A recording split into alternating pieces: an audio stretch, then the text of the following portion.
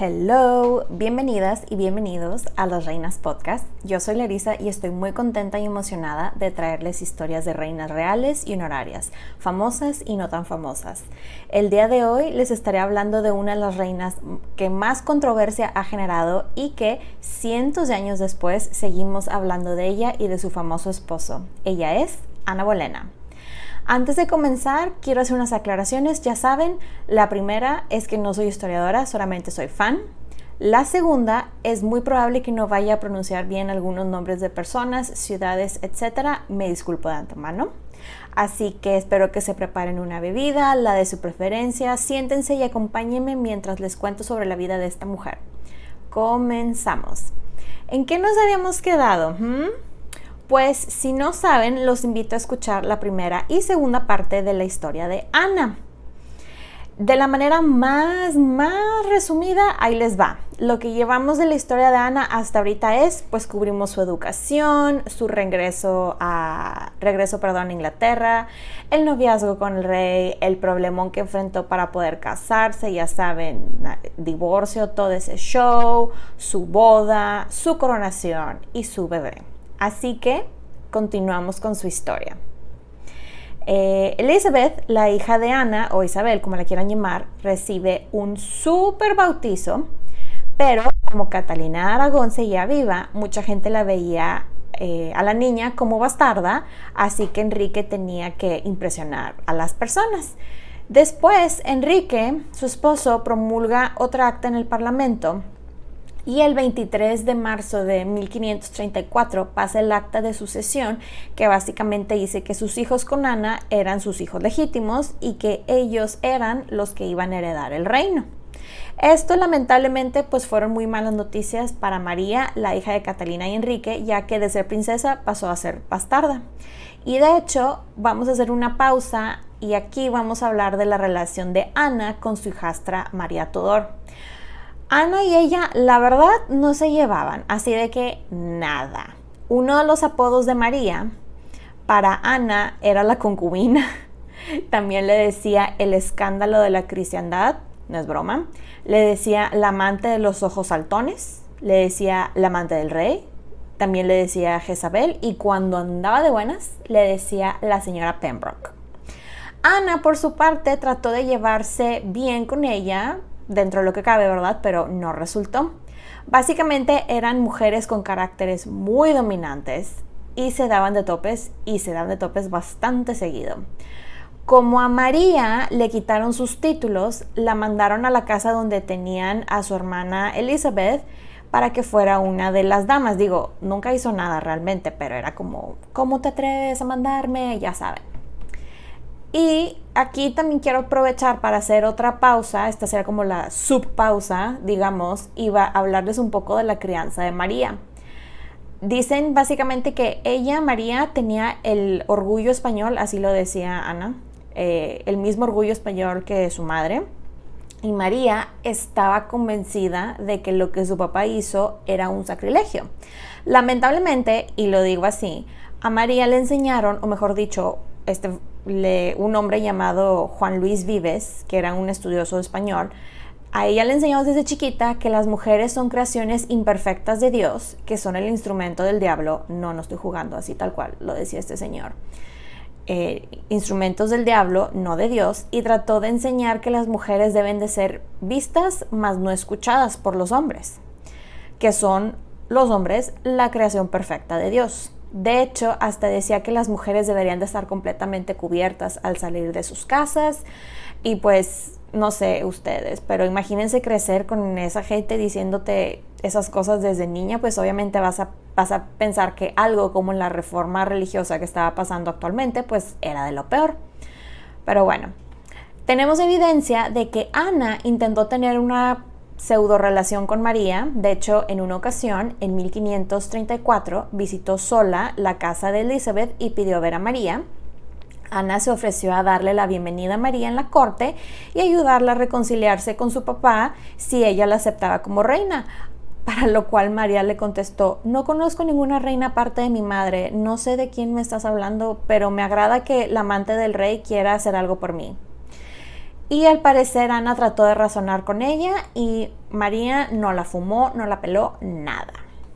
También hay registros de otra ocasión que cuenta la leyenda que Ana y María estaban en la capilla del palacio de Eltham, algo así creo que se pronuncia, al mismo tiempo, y un asistente le dijo a Ana que María la había saludado a la reina antes de salir de la capilla y Ana se quedó así de que, qué oso, qué vergüenza, que no me di cuenta que María me saludó, déjame le mando un mensaje a María disculpándome pues por no haberme dado cuenta.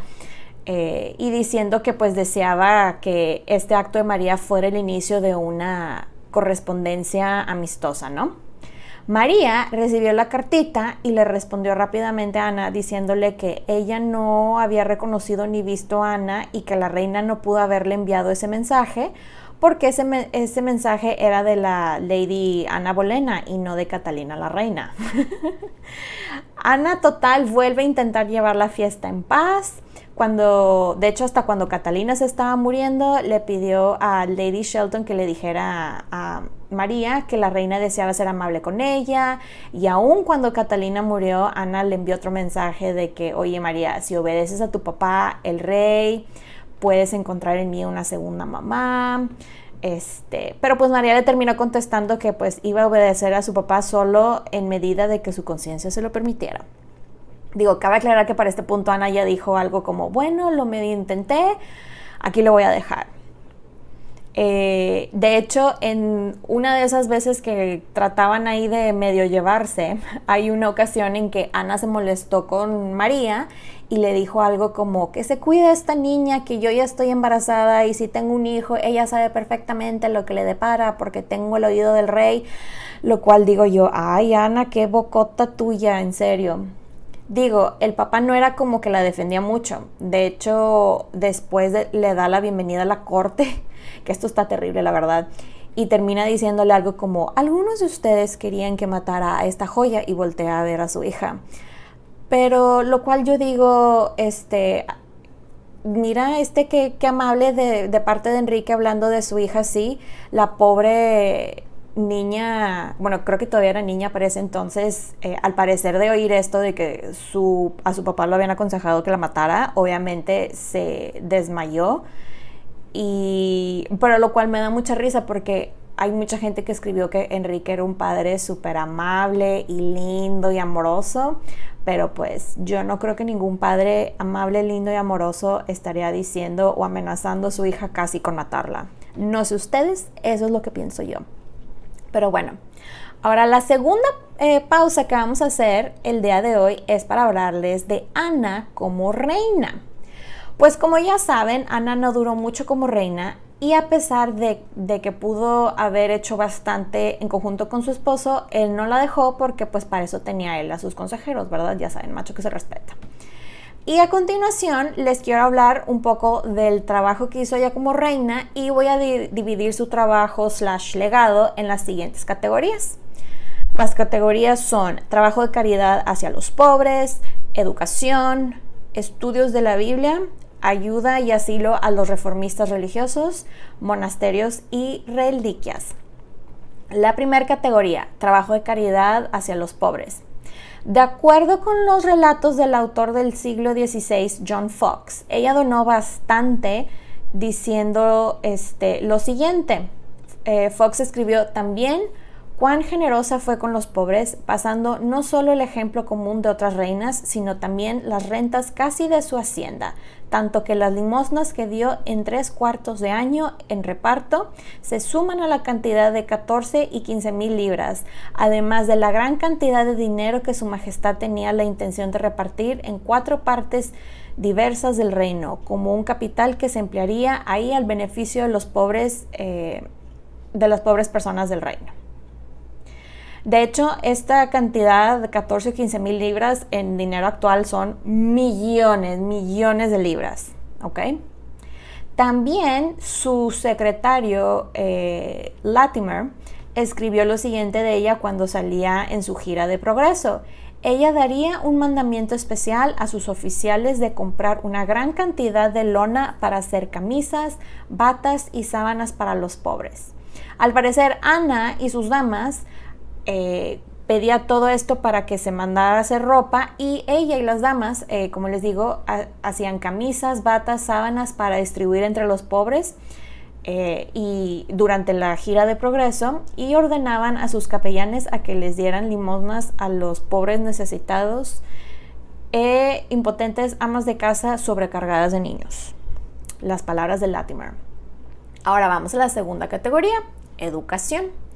Otra de las maneras que Ana ayudaba a la gente era a través de la educación. Ella pagó grandes cantidades de dinero para que jóvenes pudieran estudiar. Una de las tantas personas que ella le pagó su educación fue un hombre llamado William Bill, a quien le becó sus estudios en la Universidad de St. John's College, en la ciudad de Cambridge. Y él después trabajó para su hija, la reina Elizabeth, primero como trabajador social en hospitales y luego como decano de Westminster. Adicionalmente a becar a varios alumnos, ella llegó a donar a las universidades de Cambridge y de Oxford. También fundó su propia escuela de gramática, asegurándose que les pagaran adecuadamente a los maestros y que se les diera una buena y gratuita educación a los que no pudieran pagarla. Nos vamos a la tercera categoría, que son los estudios de la Biblia. Otra de las cosas que ella apoyó bastante fue el enseñarle a la gente a que leyeran y entendieran la Biblia. Ana puso a su capellán Matthew Parker a que fuera el líder de un grupo de lectura de Biblia. Yo sé que esto suena como algo X, que no es la gran cosa, pero para la época esto era una gran hazaña, algo muy radical, y una de las cosas por las cuales ella estaba luchando, que la gente pudiera entender y leer la Biblia en inglés, en su idioma. La cuarta categoría, ayuda y asilo a los reformistas religiosos. Otro de los aspectos que ella ayudó bastante fue en salvar las vidas de los reformistas. Ella, como saben, apoyaba bastante las ideas reformistas, y aunque de una manera, digamos, tranquila dentro de lo que cabe, con su esposo, le pidió a Enrique en múltiples ocasiones que interviniera para ayudar a varios reformistas e incluso le dio asilo a otros tantos. La quinta categoría, monasterios y reliquias. Otra de las maneras que Ana contribuyó a la sociedad inglesa fue con su investigación de las reliquias falsas, que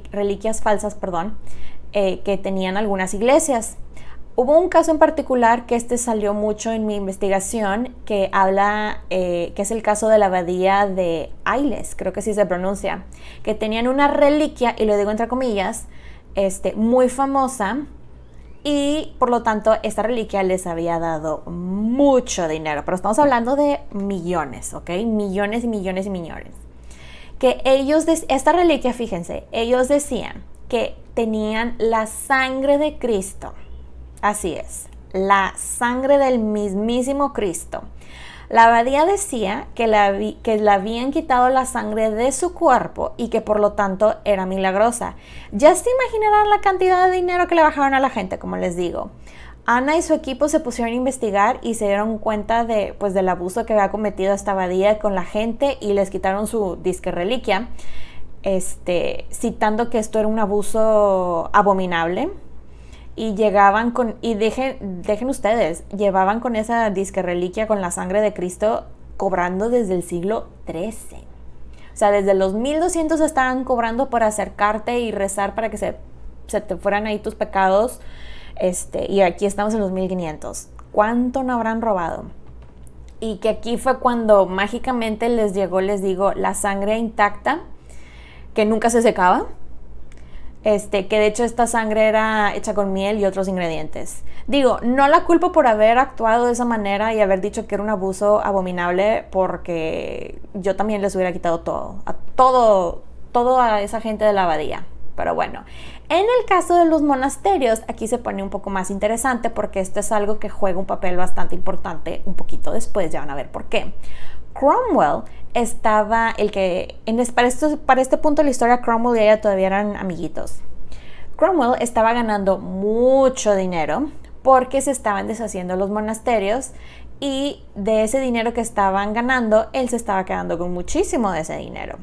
Ella, como les comenté desde el primer episodio, ella no estaba de acuerdo con deshacerse de los monasterios per se, sino en reformarlos y mejorarlos, porque, pues tengan en cuenta, la mayoría de esos monasterios servían como comedores para los pobres, servían también para hospitales, para madres solteras, huérfanos, etc. Y ella estaba en plan de que, oigan, ¿qué tal si dejamos de derrumbar esto y de gastar todo el oro y todo lo que los tesoros, etcétera, que tienen los monasterios y lo usamos para algo bien, ¿no?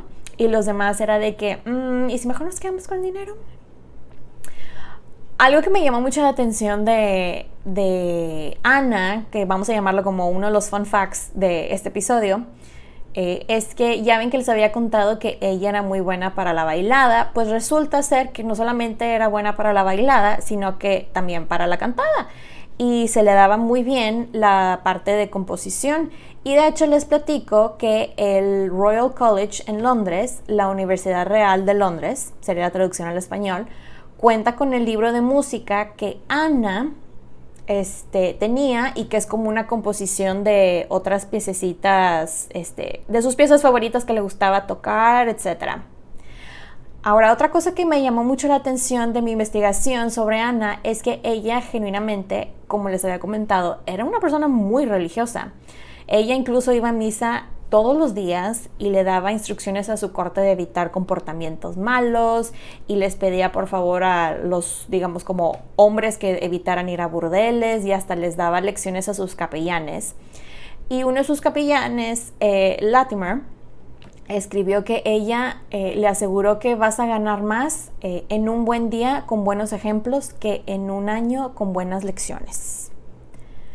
Algo que no se habla mucho de Ana es que ella genuinamente adoraba a su hija. Desafortunadamente para ella tenía que seguir las reglas de la corte y los bebés reales los criaban otras personas, pero ella hacía lo que podía por ir a visitar a su hija. Al parecer, el embajador Chapuis, que era el embajador de España, escribió que ella en sus últimos días estaba viendo de forma desesperada de qué podía hacer para proteger a Elizabeth. Pero bueno, volviendo a la historia de Ana, a los meses de tener a Elizabeth y todo, como unos 3 meses después más o menos, se vuelve a embarazar. Todo iba muy bien hasta que Enrique empezó a tener nuevamente sus affairs. Como les había dicho, el rey tenía sus amantes, y al parecer una de las amantes que tuvo fue una prima de Ana. De hecho, hay rumores que fue la prima y la hermana de la prima, lo cual nos da a entender que a Enrique le gustaba mucho dejar todo en familia. De hecho, hablando de este punto en particular de Enrique, vamos a hacer otra pequeña pausa en la historia de Ana para comentarles que Enrique realmente le gustaba dejar las cosas en familia. Él, acuérdense que se había acostado con María, la hermana de Ana.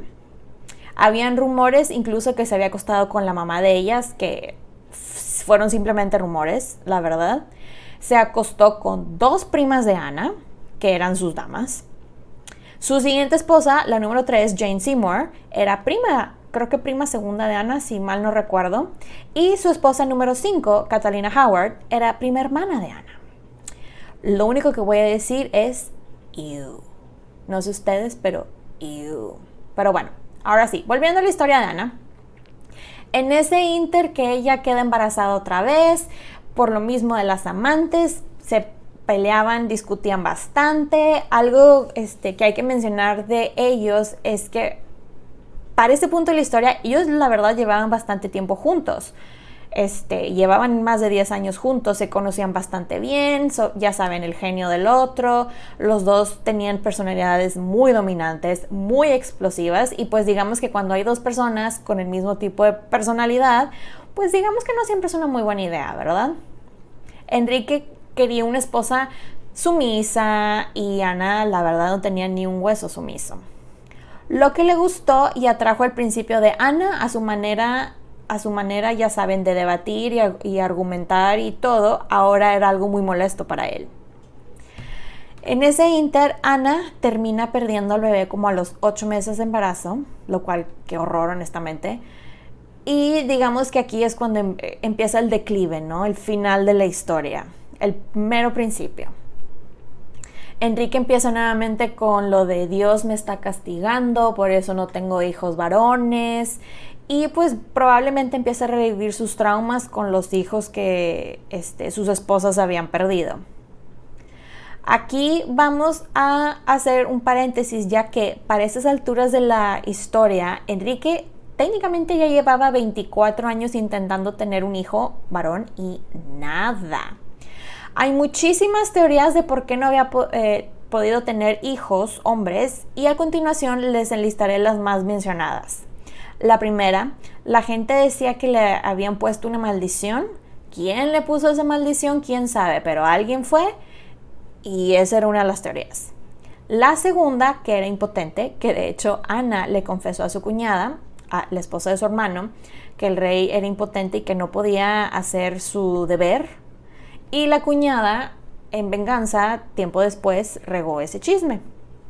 La tercera teoría es que tenía sífilis, pero esta teoría realmente nunca se ha podido comprobar y no hay ningún récord de que haya contagiado a ninguna de sus esposas, que haya tenido las lesiones que la gente que sufre de sífilis tiene.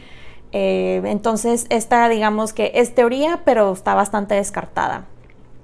La cuarta teoría es el factor Rhesus, creo que así se pronuncia, que si la mamá es RH negativo y el bebé es RH positivo, la mamá produce anticuerpos en contra del bebé y estos anticuerpos destruyen los glóbulos rojos del bebé.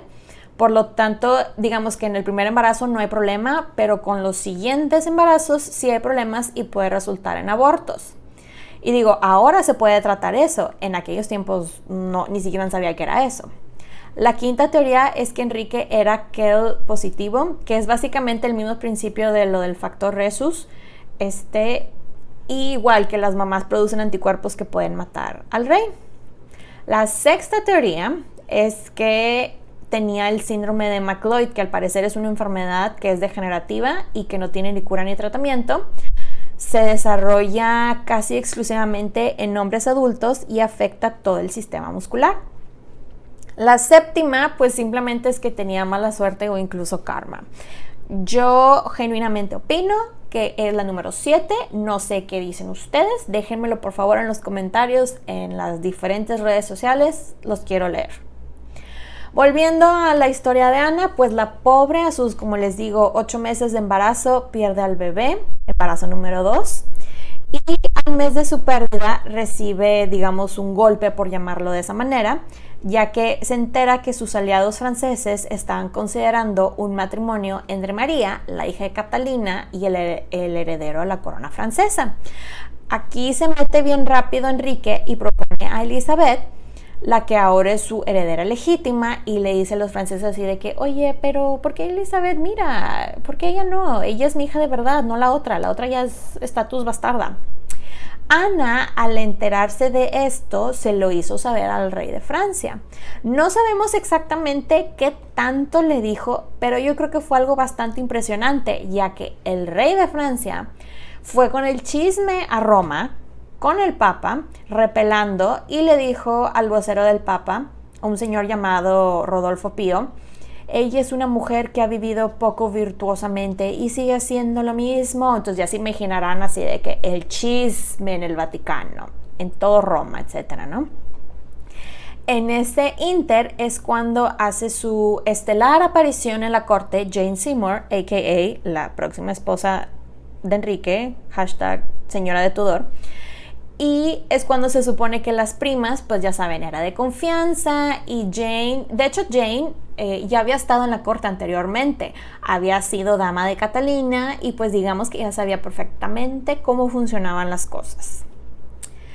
Llega el verano de 1535 y Ana recibe otro golpe figurativo, pero esta vez de su cuñada, Jane Rochford, la esposa de su hermano, ya que regresa para vengarse. Jane se había ido de la corte porque Ana le pidió que hiciera ahí escándalo, guato, ya saben, porque una de las amantes de Enrique estaba teniendo mucho poder y le dijo, oye Jane, ¿qué tal si vas y así como que haces un escándalo para que la corran a ella? Pero Enrique se molestó y la corrió a ella, y Ana no pudo hacer nada. Entonces esta era la venganza de Jane. Pues resulta ser que la cuñada hizo una alianza con María Tudor, la hijastra de Ana, Y básicamente lo que hicieron ellas fue juntarse con muchos católicos e ir a protestar a Greenwich. Y pues esto fue un escándalo y algo que cayeron inmediatamente en la corte, ya que tenían que verse como unidos con las reformas religiosas. Perdón, le di un traguito a mi agua. Para el otoño de 1535, Ana vuelve a embarazarse y Enrique aquí dice, no, yo no te voy a tocar porque ahí está el futuro heredero y lo vamos a afectar. Y aquí se supone que es cuando inicia su affair, entre comillas, lo decimos así, con Jane Seymour. Jane fue muy lista y no se acostó con él. Obviamente, a ella al decirle que no a Enrique, él fue así de OMG, la casa comienza de nuevo. Pues básicamente el hombre repitiendo patrones. El 7 de enero de 1536, Ana y Enrique reciben la noticia que Catalina, la antigua esposa de Enrique, ha fallecido, y quiero desmentir el rumor que Ana y Enrique se vistieron de amarillo porque era el color de disque luto en España. No es cierto. Ana se vistió de negro y Enrique, en su afán de celebrar que según él ya no tienen excusas para atacarlos, se vistió de amarillo y él genuinamente se fue a festejar que la mujer había muerto. Cuando le hicieron la autopsia a Catalina, vieron que su corazón estaba negro, pero la gente de aquellas épocas decía que si el corazón estaba negro era porque te envenenaron. Y adivinen a quién le echaron la culpa de la muerte de Catalina. A ver, 3, 2, 1, ¿ya adivinaron a quién le echaron la culpa? A Ana, obviamente. Es muy probable que Catalina haya muerto de cáncer, no de envenenamiento, pero bueno, ya saben. La gente y sus ideas, sobre todo en esa época. A las semanas de la muerte de Catalina, el 24 de enero, ocurre el famoso y terrible accidente de Enrique VIII, que es herido y desde ese accidente es que se le hace la horrible úlcera en la pierna que se le llenaba de pus y ya saben, todas esas historias. Al parecer, la gente más cercana a la corte dijeron que fue un golpecito el que se dio a Enrique, nada más. Pero el doctor Ortiz, quien era el representante del emperador Carlos V, el de España, escribió que, y cito, el rey de Francia dijo que el rey de Inglaterra se cayó de su caballo y estuvo 2 horas sin hablar. Se cree que el estrés de perder al esposo, por decirlo de esa manera, a otra amante, más un atentado en contra de su vida unos días antes, que alguien entró ahí y trató de hacerle daño, y la noticia del accidente de su esposo, que fue un accidente bastante grave y que quedó inconsciente por horas, hizo que sufriera un aborto el 29 de enero. Supuestamente era un niño, pero tenía unos 3 meses, máximo 3 meses y medio de embarazo, y no sé si realmente se pueda saber con exactitud, y sobre todo en esos tiempos, si un bebé, o sea, feto es niño o niña, pero que al parecer esto se veía como una masa deforme, y esto después dijeron que era por los pecados de Ana, que por su relación incestuosa con el hermano y sus amoríos, bla, bla, bla, ya saben, ¿ok? En este punto de la historia, volviendo al accidente de Enrique, Enrique se levanta de su estado inconsciente y se levanta medio cucú, ¿ok? No a nivel cucú como el emperador Calígula de los romanos, que ese sí se levantó de la fiebre que le dio y fue de que le declaró la guerra al mar, no ese nivel, pero si de por sí era un sociópata, imagínense al sociópata con una grave lesión en el cerebro, ya valió. Quiero hacer una breve pausa para hablar de Enrique. No sé si les había platicado, pero muchos historiadores y científicos están de acuerdo que Enrique era un sociópata y como tal no tenía conciencia. Él podía herir a las personas que quería y dormía bien tranquilo sin ningún tipo de remordimiento.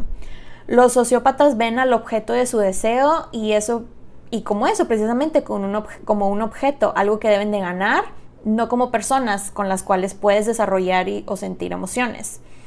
Y esto es algo que se ve una y otra vez con todas las esposas.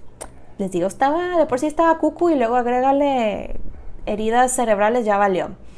Y también la comunidad científica dice que es muy probable que Enrique tenía una encefalopatía traumática crónica, que si no saben qué es, les explico. Es el término que se utiliza para describir una degeneración cerebral provocada por traumatismos craneales repetidos. O sea, esto es lo que se descubrió que le da muchas veces a los jugadores de fútbol americano y por eso es que quedan tocados. De hecho, hubo un caso muy famoso y hasta le hicieron una serie y todo, creo que está en Netflix. El jugador de fútbol americano ya falleció. Y pues esta condición, enfermedad, realmente solamente se puede diagnosticar en la autopsia porque tienen que estudiar secciones del cerebro y ahí es cuando dan el diagnóstico. Pero bueno, volviendo a Ana. La pobre mujer estaba con el corazón destruido por perder a otro bebé y del dolor al parecer le gritó a Enrique que era su culpa, que perdió al bebé. Y Enrique obviamente no se tomó esto nada bien y le contestó: yo no tendré más hijos contigo. Lo cual digamos que nos da una pista de lo que se acerca, ¿verdad?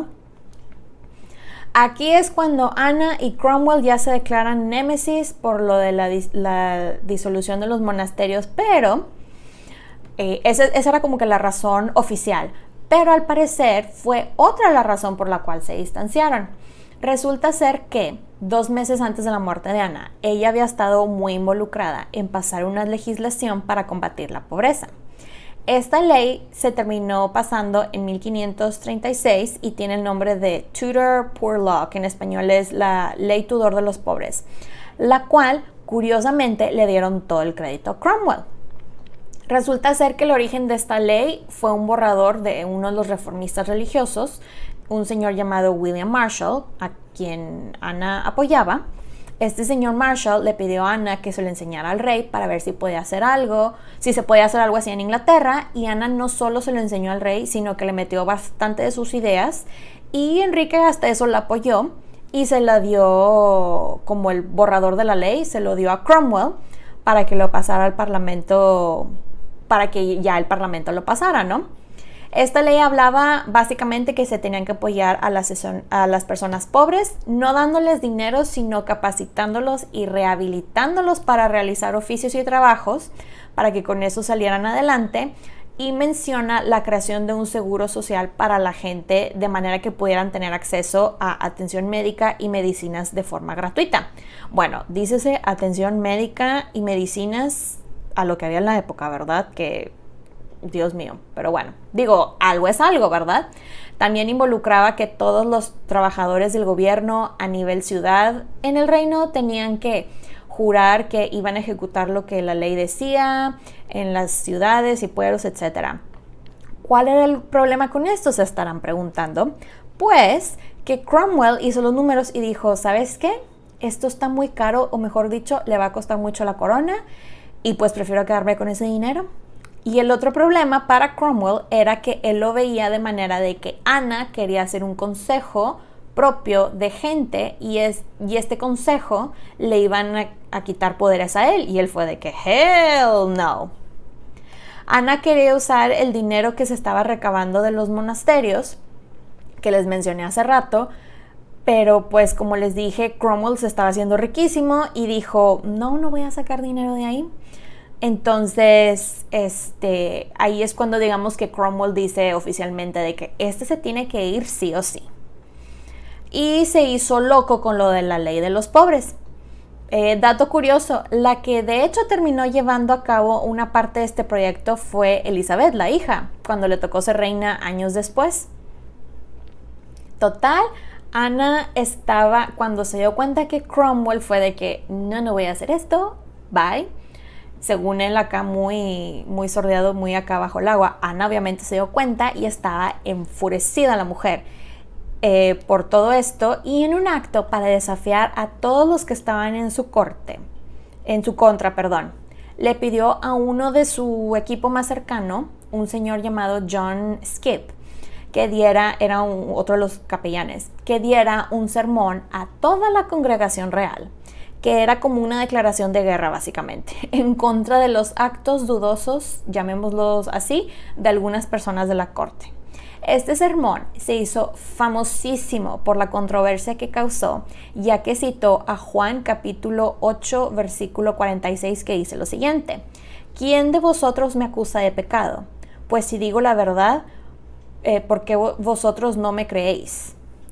El que es de Dios, las palabras de Dios oye, pero esto no las oís vosotros, porque no sois de Dios. ¡Boom! Y los termina acusando de seguir al rey ciegamente para beneficiarse personalmente, y hasta usó al rey Salomón como ejemplo por tomar muchas esposas y amantes y cuánta cosa. O sea, Ana se fue por la yugular. ¡Qué bárbara! Pero no, ahí no termina el sermón, no señor.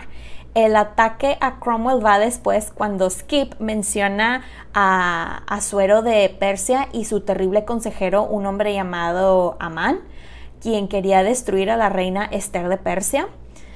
Esta Esther era muy querida por Asuero y le daba consejos, y termina el sermón de Skip diciéndole al rey directamente que tenía que tener cuidado de sus consejeros por la malicia que tenían en sus corazones hacia otros hombres.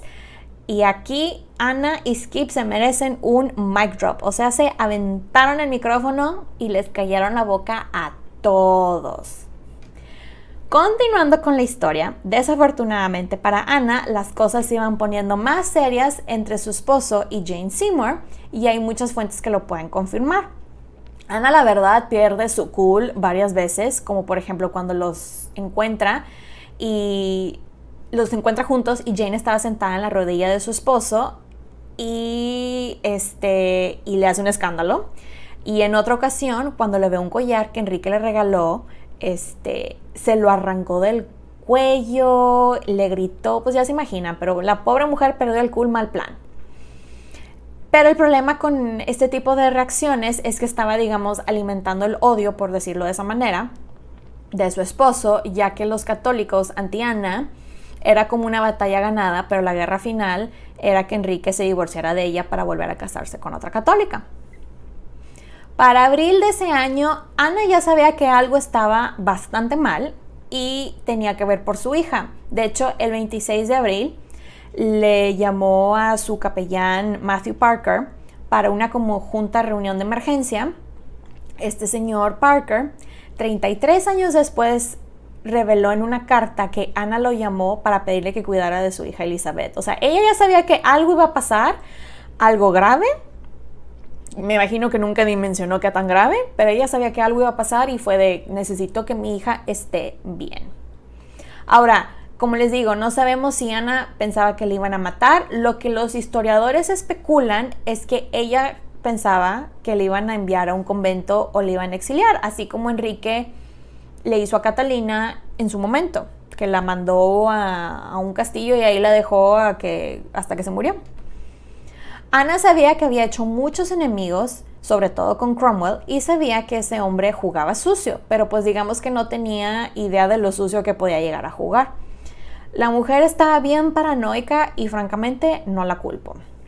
Algo que me pareció bastante interesante en mi investigación es que, al parecer, Enrique, hasta cierto momento de la historia, realmente no tenía intenciones de matarla, ya que un mes antes de su muerte, él seguía tratando de convencer al continente europeo de la legitimidad de su matrimonio, y por eso no me suena a alguien que ya estaba planeando la muerte de su esposa. No sé ustedes. Incluso se cuenta con evidencia de que Enrique envió un mensaje al embajador en Roma de que pues es muy probable que Dios nos bendiga con hijos varones, con nuestra querida y amada esposa la reina, bla bla bla. Pero bueno, Cromwell, les digo, la mató no porque era malo y cruel, bueno, a lo mejor tantito, pero era más porque no quería que tuviera tanto poder o que le quitara poder a él, la verdad. Pero bueno, continuamos con la historia.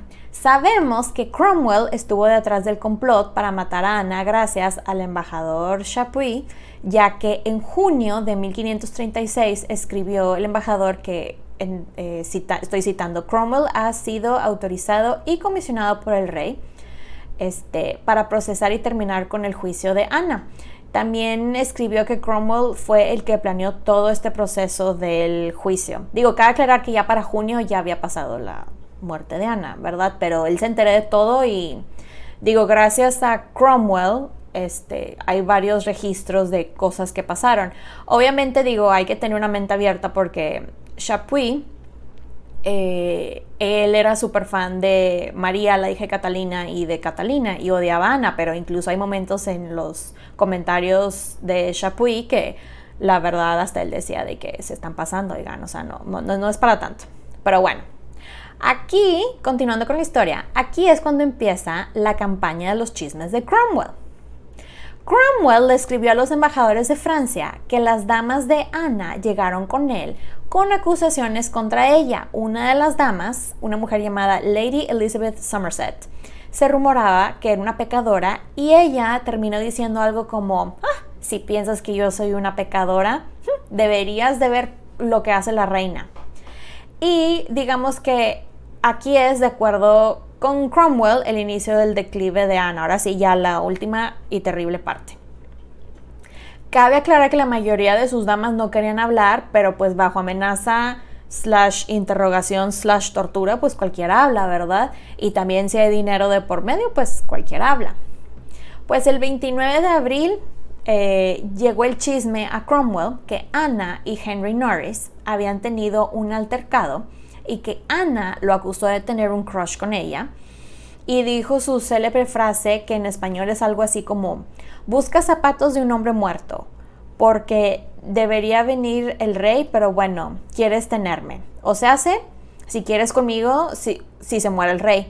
El problema con esta frase de Ana es que es considerado traición mencionar o imaginarte la muerte del rey. Y ella obviamente supo inmediatamente que la regó, porque les digo, bocota de Ana. Y al día siguiente lo hizo jurar que ella era una buena mujer y que lo que había dicho era broma, ya saben, ¿no? Después dijeron que Henry Norris había ido a los cuartos de la reina para hablar con ella y quién sabe qué tanta cosa. Luego está otro hombre llamado Francis Weston, quien también fue involucrado en todo esto. Resulta ser que Ana lo acusó de amar a su esposa, de no amar a su esposa, y que le estaba tirando la onda a una mujer llamada Margaret Shelton, y él le contestó que él amaba a alguien que pertenecía al séquito de Ana más que a su esposa, y Ana fue de, ¿en serio? ¿Y quién es esa mujer? Y él le contestó, usted. El siguiente hombre involucrado era un joven músico llamado Mark Smeaton, quien Ana un día al parecer se topó y se veía muy triste y se acercó y según los reportes lo trató de animar pidiéndole que le tocara algo y para ella, y al parecer porque le habló dijeron que él había entrado a sus cuartos y ya saben, ¿verdad? Cromwell hace su consejo para el juicio que estaba armando en contra de Ana y esto lo hizo sin decirle al rey. Arma su consejo, va juntando ahí su evidencia, Cromwell poco a poquito, y le llama a Smeaton, el músico, que lo fuera a visitar a su residencia, y llegando ahí lo agarra y lo interroga, lo tortura por 24 horas. ¿Quién sabe qué le hicieron al pobre hombre? Pero terminó dando su confesión y Cromwell fue de, muchas gracias, esto sirve para la evidencia que estoy juntando. Luego, Cromwell empieza a juntar a sus testigos. El primero, Charles Brandon, quien odiaba a Ana. La segunda, una mujer, Lady Bridget Wingfield, quien para este tiempo llevaba 2 años muerta. Así es, la mujer ya estaba muerta, pero según esto, esta señora, Lady Wingfield, había escrito una carta que decía que Ana, antes de casarse, había tenido un amorío. Y aquí Cromwell fue de, esto es lo que necesitaba, dámelo, va para la evidencia, ¿no? Luego es cuando interrogan, y digo interrogan entre comillas porque entre las amenazan, corrupción, ya saben, les tratan de comprar con favores, etcétera, sobornar a que testificaran en contra de ella, ¿ok? Luego llega la esposa del hermano de Ana diciendo que ella no entendía por qué su querido esposo pasaba tanto tiempo con su hermana y que eso no era normal, que tenían una relación que no era de hermanos y que el último bebé que perdió era de su hermano porque encontraron una carta que Ana le escribió a su hermano diciendo: hey hermano, adivina que estoy embarazada, lo cual Cromwell interpretó en su mente muy retorcida y en su imaginación que lo que Ana le estaba diciendo era de que, hermano, estoy embarazada de ti, lo cual no tiene sentido en lo absoluto, pero bueno, ¿verdad? Continuando con la historia. Cuando a Enrique le llega la noticia de la confesión de Smeaton, esto fue el 1 de mayo y él estaba de hecho sentado a un lado de Ana. Él leyó el papel, la volteó a ver, se paró y nunca más la volvió a ver. Se fue, sin preguntarle nada, sin reclamarle nada más leyó el papel, la volteó a ver, se paró, bye. Según esto, Enrique anotó sus sentimientos frustrados en un librito que le enseñaba a quien se dejara ver el librito, pero cuando arrestan a Ana, él andaba de party, él andaba de fiesta en una de sus lanchitas pimpeadas con muchas mujeres y músicos, así que digamos que pues no era muy congruente lo que decía. Me imagino que para estas alturas se estarán preguntando: ¿por qué Enrique no hizo nada por salvarla? La respuesta es porque no quería batallar. Él entendió que Ana, ya que la conocía bien, si se divorciaba de ella iba a ser un largo y tedioso proceso, y aparte de que iba a batallar más con lo de los hijos, quienes iban a ser herederos o no, decidió ya no pelear por ella. Así que cuando llega Cromwell con él y le dice: fíjate que tengo toda esta evidencia en contra de tu esposa, esto está terrible, fírmala aquí, y él fue de ok, y firmó sin remordimiento alguno. Cabe aclarar que un día después de la ejecución de Ana le dio anillo a la esposa número 3, Jane Seymour, y 10 días después se casaron. Así que digo yo, no que muy enamorado Enrique, pero bueno. Continuando con la historia de Ana, al día siguiente, o sea, el 2 de mayo, es el día que la arrestan a ella. Múltiples fuentes reportan que Ana sentía que algo iba a pasar y estaba muy inquieta ese día, y cuando llegaron entendió que era su fin. Llegaron 3 hombres por ella: el tesorero Fitzwilliam, William Paulet y su tío, el duque de Norfolk, que ese tío la verdad es otra de las personas que está en la categoría de hijo de su Pink Floyd, la verdad, pero bueno. Llegan con Ana y le dicen: estás bajo arresto, vente, ya nos vamos. Y la suben a una de las lanchitas y la llevan a la Torre de Londres a las 5 de la tarde.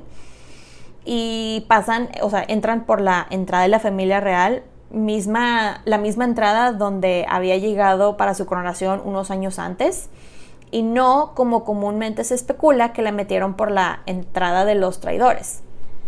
Aquí es cuando reportan múltiples fuentes que Ana había estado bastante tranquila dentro de lo que cabe, pero aquí es cuando la mujer se derrumbó, se cayó al piso llorando, se puso a rezar así de: oh Señor, ayúdame, yo soy inocente de lo que me acusan. Ella le pregunta a un señor llamado Kingston, que era como que el encargado ahí de ella en la torre. Él era el responsable aparte de escoltarla a su cuarto y todo eso, y ella de que: ¿me van a llevar al calabozo? Y él: no señora, la voy a llevar directamente a sus habitaciones, las que usó en su coronación. Y ya se la llevaron, ¿no? Durante el tiempo que estuvo encarcelada, a Ana le daban como ataques de pánico, ansiedad, estaba muy triste, estaba muy desesperada porque nadie le decía nada, le cortaron toda la comunicación con el mundo exterior. Digo, no la culpo. Y también dicen que se ponía a llorar histéricamente y luego empezaba a llorar y luego terminaba riéndose. Y algo que leí que me pareció muy interesante es que algunos científicos dicen que es muy probable que estos cambios repentinos de ánimo eran síntomas del síndrome postraumático, lo cual explicaría bastante. Pero bueno, la dejaron con en sus cuartos con 4 mujeres, que ninguna de ellas era sus damas, y ahí la dejaron. Su hermano George también fue arrestado el mismo día que ella, unas horas antes que ella. Y para cuando ella ya llegó a la Torre de Londres, él ya estaba ahí, y ella supo hasta después que el hermano lo tenían ahí encerrado, y dijo que le dio gusto porque dijo, pues no voy a pasar por esto sola, ¿verdad? De una manera él está aquí conmigo. El único que tenía permiso de ir a visitar a Ana durante su encarcelamiento era uno de sus capellanes, John Skipp, el del sermón famoso, y él era quien le traía noticias del mundo. Digo, la gente que apoyaba y creía a Ana, sabían que si hacían algo o hacían algo, pues si se consideraba muy drástico, el rey iba a ir tras ellos. Y de hecho, una de las personas que intentó muy a su manera de ayudarla fue el arzobispo Cranmer, quien ella realmente ayudó muchísimo, y hasta le escribió una carta al rey diciendo: nunca he tenido una opinión mejor de una mujer, por lo cual me hace pensar que ella es inocente, bla bla bla. Total, pasan los días y Cromwell, no contento de haber arrestado a George, el hermano, a Smeaton, Norris y Weston, se va a interrogar a más personas, y estas personas eran Thomas Wyatt, el supuesto expretenso de Anna, Richard Page y William Brereton.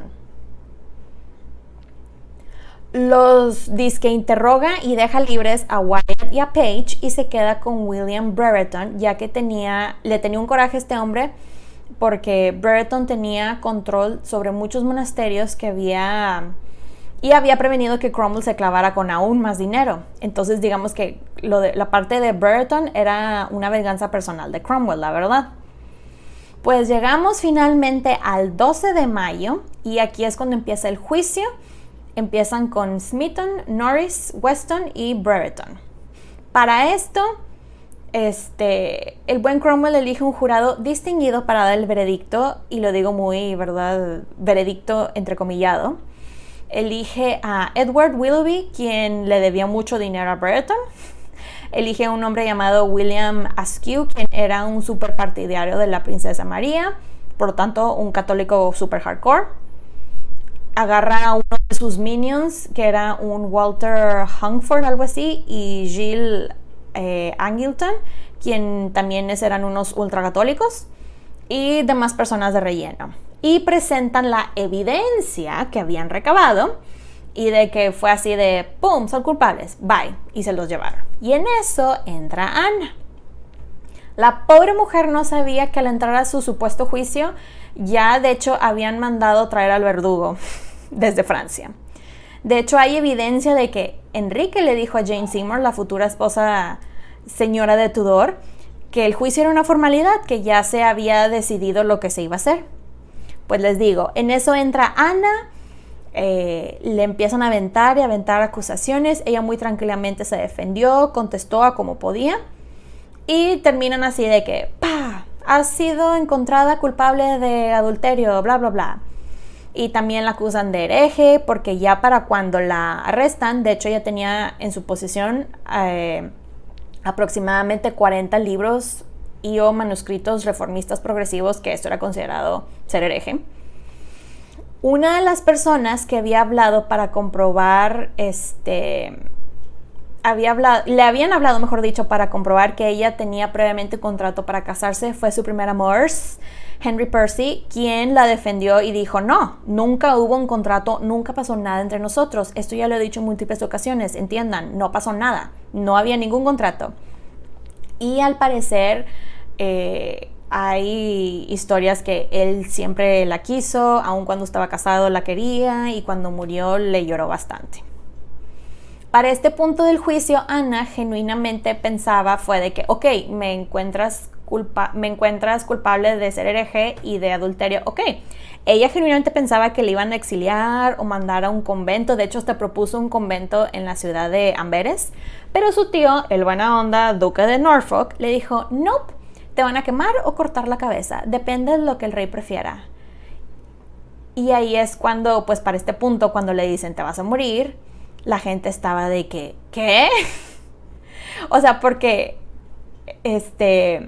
ponle que tal vez, ¿verdad?, le puso el cuerno al rey, que no le cae bien por sus reformas religiosas, pero matarla, o sea, no es para tanto. Ahí fue cuando la gente, incluso del jurado que estaba bien truqueado, la gente entendió que eso era algo más, ¿ok? Y efectivamente había mucho más de trasfondo y Ana lo sabía, pero pues ella aceptó el veredicto y se levantó. Voy a hacer una breve pausa que nunca pensé que iba a hacer y voy a hablar de ejecuciones. Enrique, muy amable de su parte, decidió que iba a ejecutar a Ana, pero no al estilo inglés, sino al estilo francés, porque él sabía que ella estaba así obsesionada con Francia, todo lo que fuera francés. En aquellos tiempos, las ejecuciones al estilo inglés, no sé si sabían, pero pues si no les cuento, era que te hincabas y ponías tu cabeza en un pedazo de madera y te daban con una hacha, pero las ejecuciones estilo francesas no, solamente te arrodillabas y te daban así con una espalda acá tipo súper filosa, acá mal plan. Y esto, lo del estilo francés, era y lo digo entre comillas, regalo de piedad de Enrique para que no sufriera, porque las ejecuciones inglesas muchas veces no las hacían bien, los verdugos estaban borrachos, no latinaban y le daban en los hombros a las personas. No quiero entrar en detalles, usen su imaginación o no, pero era una cosa muy nasty, muy horrible y pues me imagino que se dan una idea de lo que estoy hablando, ¿verdad?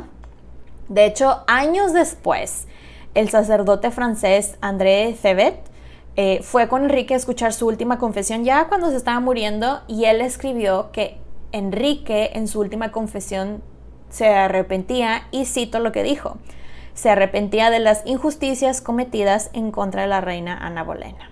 ¡Boom! Pero bueno, a la pobre Ana le tocó ver la ejecución de su hermano desde su ventana unos días antes de la suya. El 17 de mayo se anunció que el matrimonio de Enrique con Ana había sido anulado porque Enrique había tenido una affair con su hermana, y pues esta era la excusa principal para que la mataran siendo mortal y no reina. Le habían dicho que su ejecución iba a ser el día 18, pero el verdugo francés llegó tarde y se pasó para el día siguiente. Y de hecho ese día ella aprovechó para oír misa y confesarse y nuevamente declarar que nunca le fue infiel al rey. Por alguna razón alguien le dijo a Ana que el verdugo era muy bueno, por lo que ella le dijo a Kingston, el señor el que estaba encargado ahí de la Torre de Londres, de que he escuchado que el verdugo es muy bueno. Y esto es algo bueno porque tengo un cuello muy pequeñito. Puso sus manos en su cuello y al parecer la pobre mujer explotó de la risa. Al día siguiente, el 19 de mayo, a las 8 de la mañana, sacan a Ana de su cuarto. Hay testigos que afirman que ella estaba muy tranquila y serena mientras se acercaba al andamio.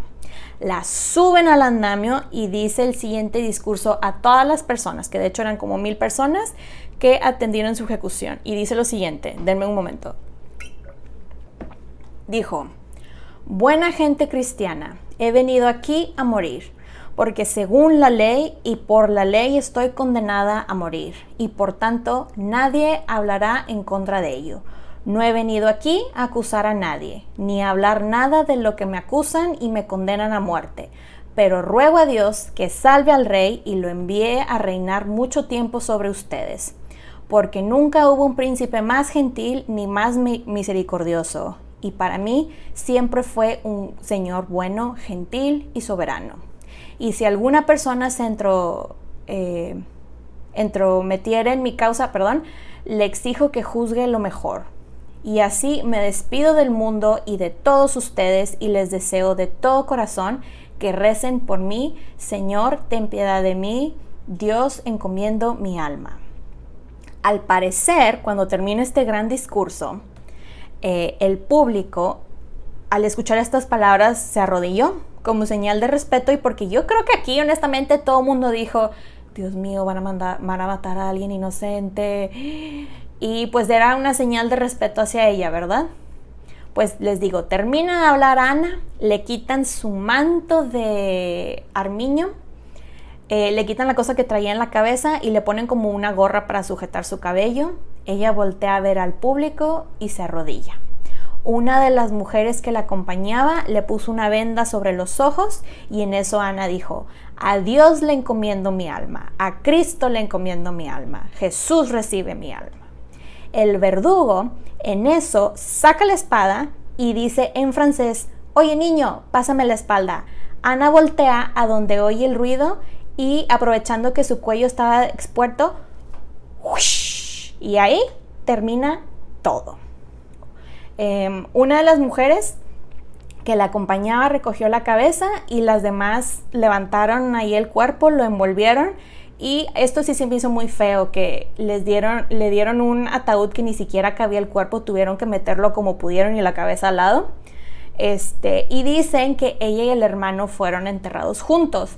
Hasta la fecha no se sabe con exactitud dónde fue enterrado el cuerpo, pero cada 19 de mayo le ponen flores donde se supone que estaba el andamio, y digo yo, damn. Pero bueno, la verdad, digo, ella no merecía el final que le tocó. Pues hemos llegado al final de esta historia. He hecho un esfuerzo por, pues, digamos, mostrarles que Ana era igual que cualquier persona. Era multifacética, era coqueta, era una activista, era una esposa, humanista, etc. Pues era humana, ¿verdad? Tenía sus cosas buenas, sus cosas malas, pero creo que es de esas mujeres que ha tenido una terrible fama y ha sido muy no merecida, pues. Como saben, no fue la última reina de Inglaterra en ser ejecutada, lamentablemente, y pues dejó un legado bastante significativo, aunque fue un reinado bastante corto, y fue la madre de una de las reinas más famosas que Inglaterra ha tenido en la historia. Muchas gracias por escuchar estas 3 partes de la historia de Ana. Ya saben que pueden encontrar los episodios de Las Reinas Podcast en diferentes plataformas como Spotify, YouTube, Apple Podcast y Amazon Music.